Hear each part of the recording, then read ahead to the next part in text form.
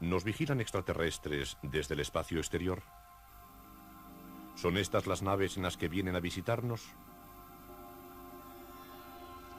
¿Este guarda forestal escocés tuvo realmente un encuentro en este claro solitario del bosque?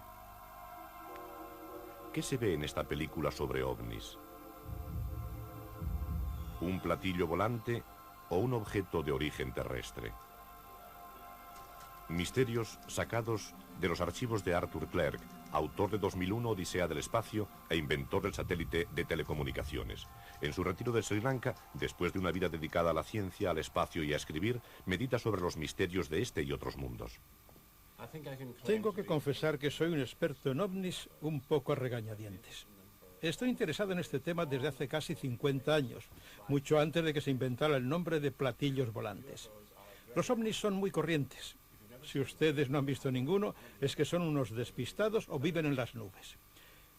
Yo he visto media docena muy buenos. Actualmente tengo sobre el tema una opinión bastante clara. Misterios del mundo, por Arthur C. Clarke.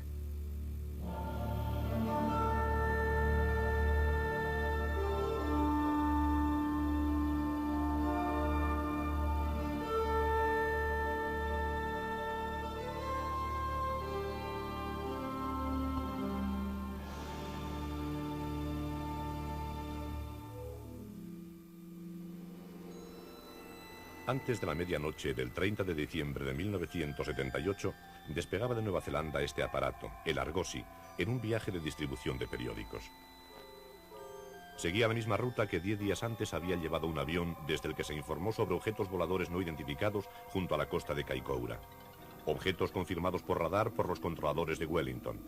En este vuelo iba a bordo un equipo de televisión con el reportero australiano Quentin Fogarty. Nos estábamos acercando al río Clarence, donde en la mañana del 21 de diciembre había sido vista una gran concentración de UFOs. Íbamos a una altura de 5.000 metros y llevábamos la misma ruta que el capitán Bell cuando encontró esos objetos misteriosos.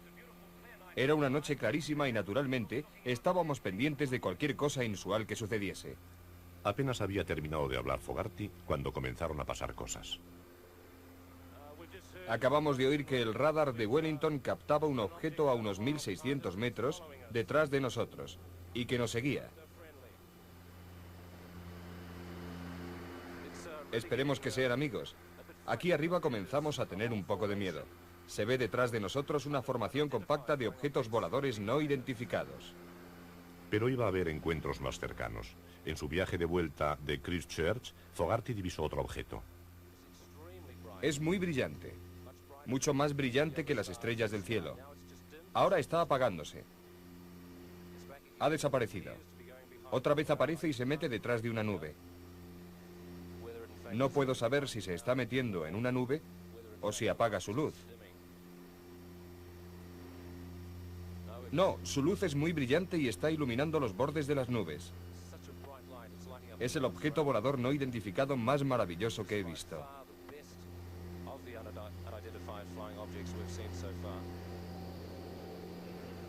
Según nuestro cámara David Crockett, que ha estado filmando, el objeto tiene una parte inferior brillante y arriba una especie de esfera transparente. Parece un platillo volante. Tenemos otro enfrente. Muy brillante, con destellos color naranja. Parece un faro de avión. Está girando y dando la vuelta. No sé lo que está haciendo.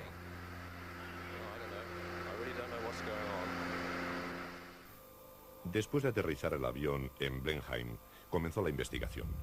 Los escépticos sugirieron que habían visto el planeta Venus, pero casi toda la filmación se había hecho media o una hora antes de ser visible este planeta. Un físico de la Marina Americana, el Dr. Bruce McKervey, analizó la película y rechazó la teoría de que se tratase de meteoros, aviones o pájaros. Varios objetos se habían captado en la pantalla del radar. Uno de ellos había dejado en un plano de la cinta esta estela extraordinaria. Aunque al comienzo de esta secuencia no estaba enfocado, algunas tomas parece que muestran lo que había visto el equipo de televisión y los pilotos. una base luminosa con una parte superior transparente. El doctor McKervey llega a esta conclusión. No tenemos una explicación completa de los hechos.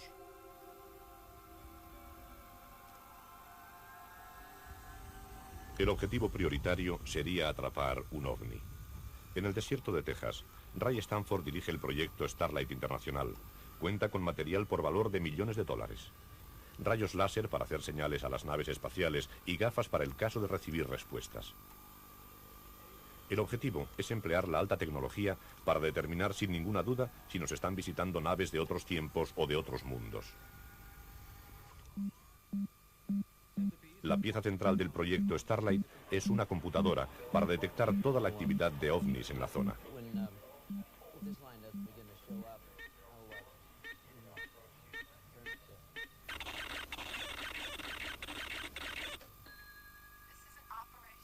Alerta, Operación Argos. Por favor, siga las normas. La computadora invita automáticamente a los observadores a escudriñar el cielo. Y hace sonar el botón de alarma en el caso de que haya indicios de un aterrizaje.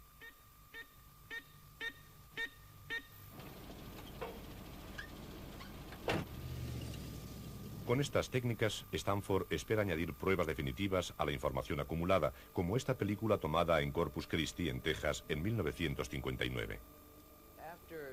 Tras profundos esfuerzos de análisis, ni la Fuerza Aérea ni la Comisión Nacional de Investigación de Fenómenos Aéreos pudieron lograr una explicación.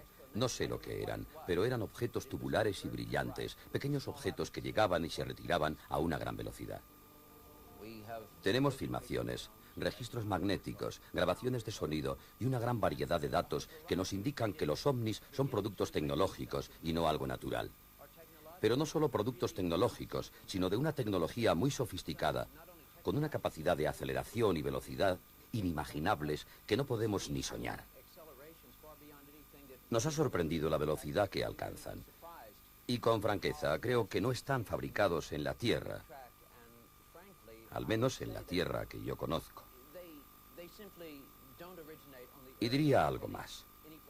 Si la Unión Soviética tiene este tipo de tecnología, Dios ayude al mundo libre. Y si el mundo libre es el que la posee, Dios salve a los soviéticos. Este hombre, Kenneth Arnold, de Idaho, se vio metido de bruces en la era de los platillos volantes.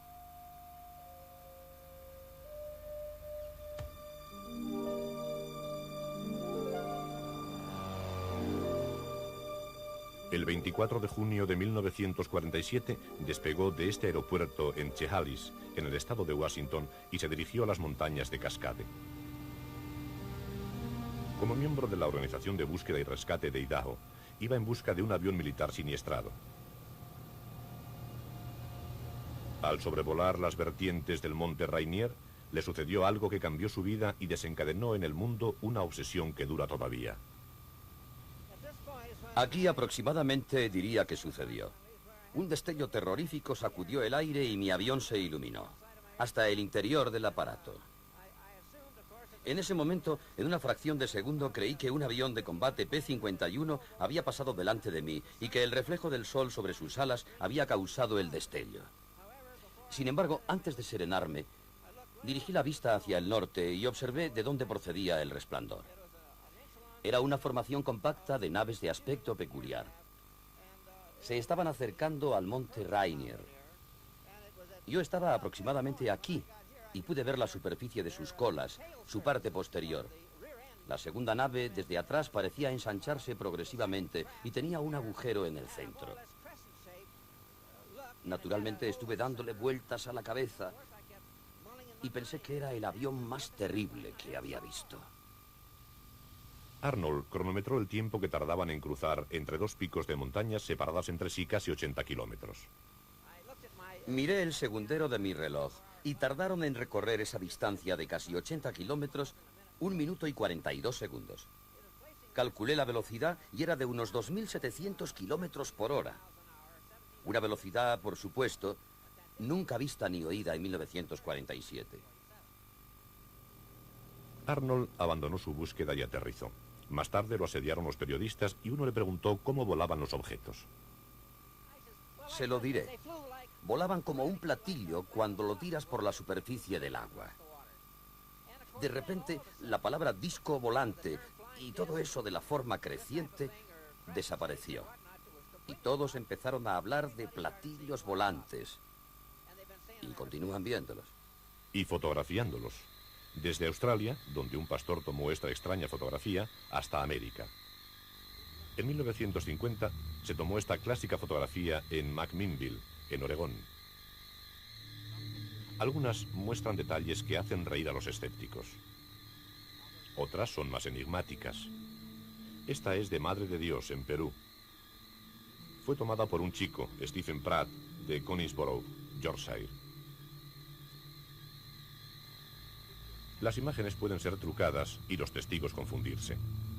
Este objeto, que al principio era azulado, después rojo y luminoso, era casi seguro Venus.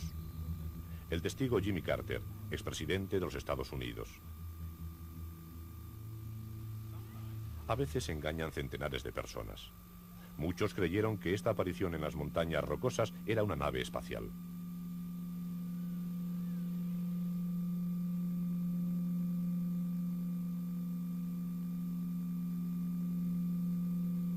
En realidad era un gran meteorito que rozó la atmósfera terrestre a 64 kilómetros de altura y rebotó alejándose para siempre por el espacio.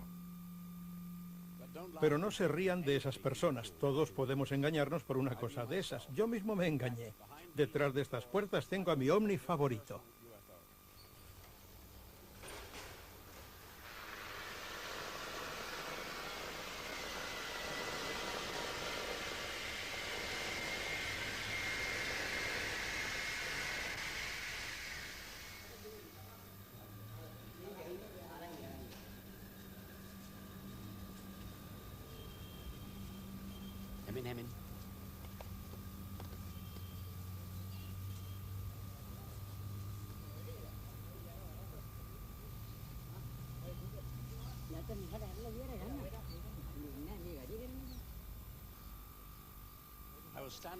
Estaba una tarde en el jardín de mi casa.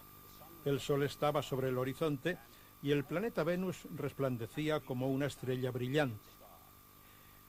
Era una vista tan hermosa que llamé a uno de mis ayudantes y le dije: «Mira, Venus». Él miró y me replicó: «Oh, sí, Venus». Yo le añadí: «Pues no es Venus». Unos minutos después había dos estrellas resplandecientes en el cielo. El otro objeto, más al norte, era tan brillante como Venus y aparentemente no se movía. Tardé bastante tiempo en saber lo que era. Era un globo atmosférico local. Estaba en calma a una altura de unos 13.000 metros. Parecía un objeto brillante de plata. Parecía el más convincente ovni. ¿Pueden ser errores todas las películas que se han hecho sobre ovnis? Esta fue tomada por Peter Day, cerca de Aylesbury, en el sur de Inglaterra. Esta otra, borrosa, tomada en el estado de Montana, en Great Falls, es para muchos la imagen de unos aviones de combate preparándose para aterrizar.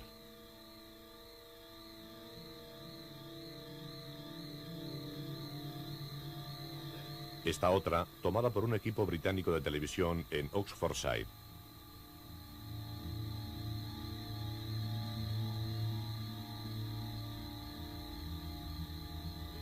Puede ser, como sugieren algunos, simplemente un avión de las Fuerzas Aéreas Americanas expulsando carburante a gran altura sobre la Tierra.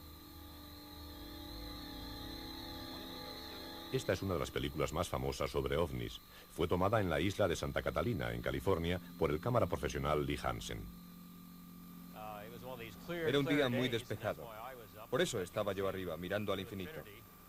Era el día ideal para hacer fotografías aéreas. De repente apareció un objeto plateado con una sombra debajo. Era de color metalizado y se movía a una velocidad que yo calculé sería de 180 kilómetros por hora más o menos. Parecía tener una anchura de unos 20 metros. Decidimos analizar la película de la isla Catalina en los laboratorios Jet Propulsion de Pasadena, en California.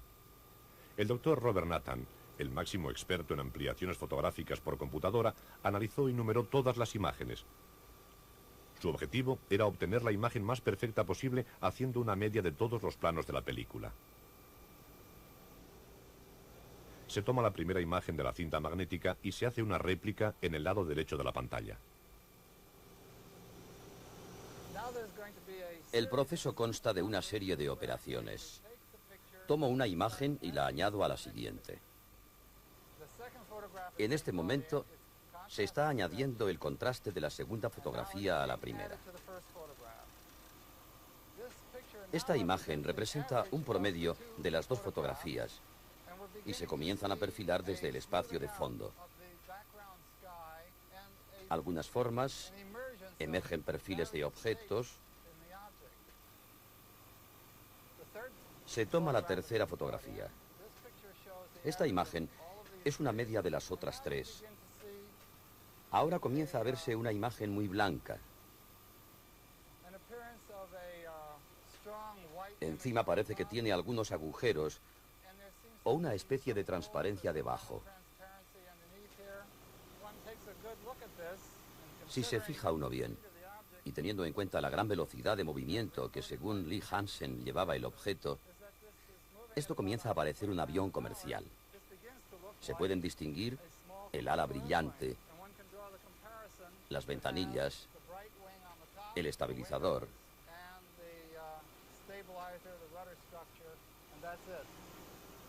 Me temo que la película de Santa Catalina cae dentro de la categoría de avión volante no identificado.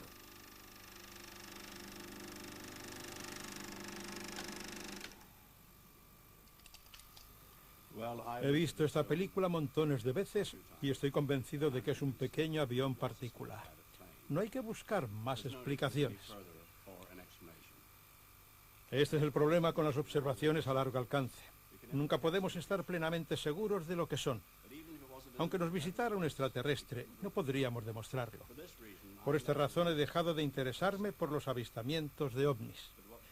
Sin embargo, lo que me intriga y me parece muy misterioso son los encuentros llamados cercanos.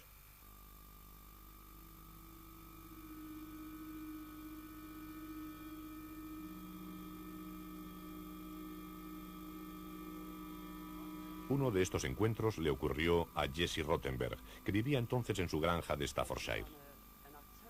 Era un día de octubre, el 21 de octubre de 1954. Estaba en la cocina, me acababa de lavar y oí un ruido. Era como el del agua de una caldera sobre el fuego, pero mucho más fuerte. Mi primera reacción fue: los niños, tengo que salir. Se ha estrellado un avión. Me vestí y salí corriendo al jardín. Miré hacia el campo y me quedé atónita.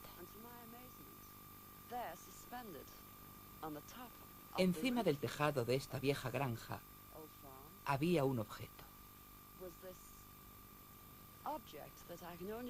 Solo puedo describirlo como un gran sombrero mexicano.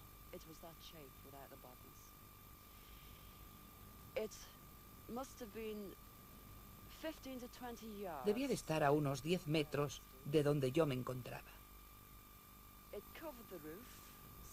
Ocupaba todo el tejado. Era enorme.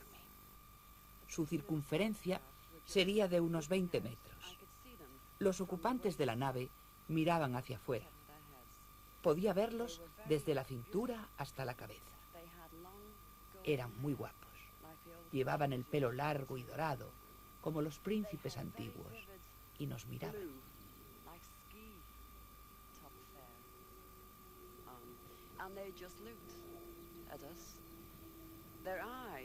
Sus ojos, la expresión de sus ojos, estaba llena de compasión. De repente, sentí que la tensión me abandonaba y me volví a coger a mis hijos. Cuando miré otra vez, la nave se había ido.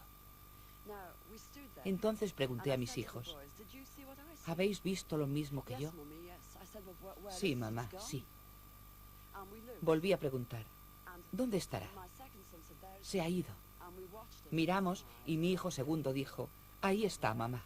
Lo vimos en el cielo. Dio 3 vueltas a la granja y se alejó en línea recta hacia arriba.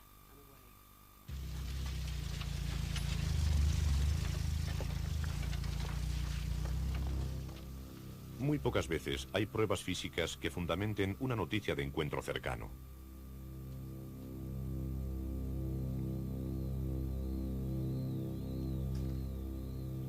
El 9 de noviembre de 1979, por la mañana, el guarda forestal Bob Taylor bajaba por este bosque en las afueras de Livingston, cerca de Edimburgo.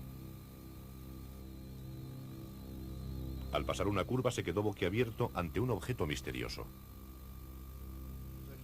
Era grande, con una cúpula redonda, de color gris oscuro y una gran base circular.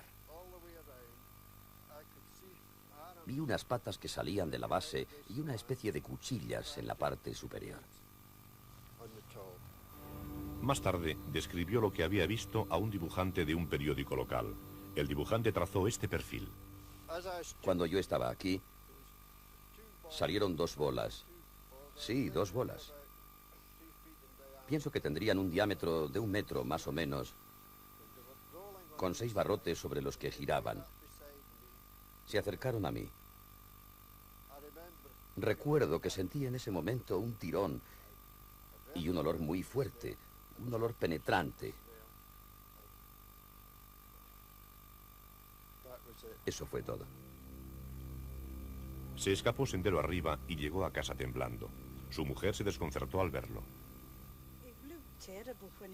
Tenía un aspecto horrible cuando llegó a la puerta. Yo le pregunté, ¿has tenido algún accidente con el camión? Me contestó, no, me han atacado. Le dije, ¿con qué? Y su respuesta fue, con una nave espacial. Me asusté. Pero si no existen naves espaciales, voy a llamar al médico.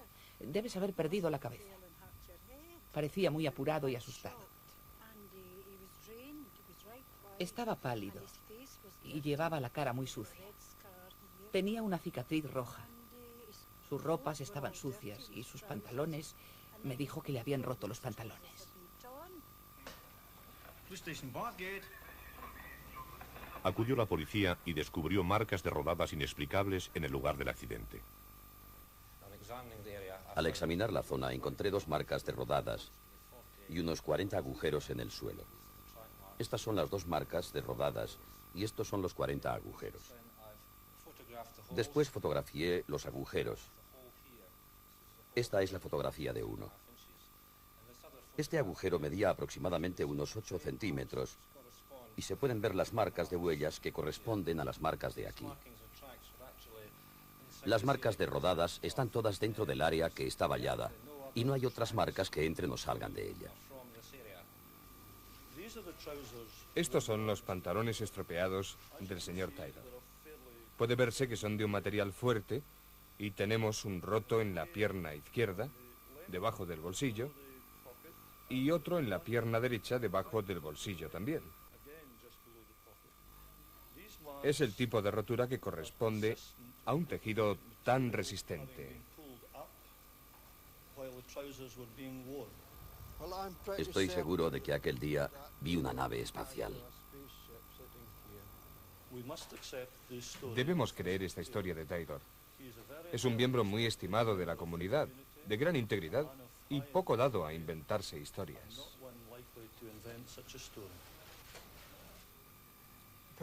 Personalmente estoy convencido de que debe haber civilizaciones muy avanzadas en este universo tan grande y tan increíblemente antiguo.